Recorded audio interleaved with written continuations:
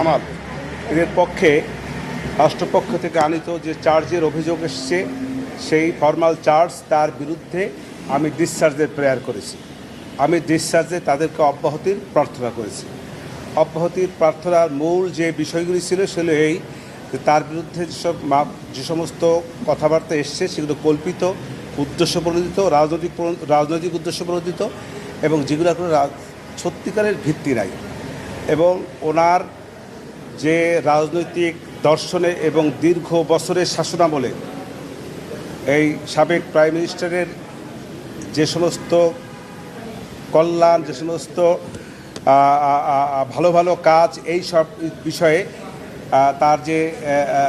তার প্রতি রাজনৈতিকভাবে ঈর্ষান্বিত হইয়া এই মামলাটার আনয়ন করা হয়েছে।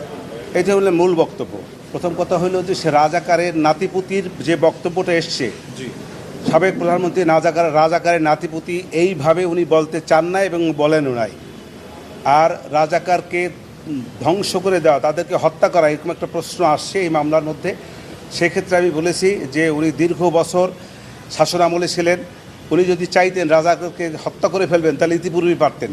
উনি ইতিপূর্বে যেহেতু রাজাকারদের হত্যা করেন নাই, আজকে আসে কেন বাচ্চা ছেলেদেরকে হত্যা করবেন? এটা হল প্রথম কথা। দ্বিতীয় কথা হলো ওনাদেরকে বলা হয়েছে যে তাপস সাহেবের সঙ্গে উনি ফোনালাপ করেছেন, সেই ফোনালাপে বিভিন্ন ছাত্রদেরকে হত্যার নির্দেশ দিয়েছেন। আমি বলেছি তো সঠিকটা, এরকম কোনো নির্দেশ প্রশাসনের পক্ষ থেকে কোনো ডকুমেন্টারি কোনো এভিডেন্স তাদের কাছে নাই। তৃতীয় কথা হলো যে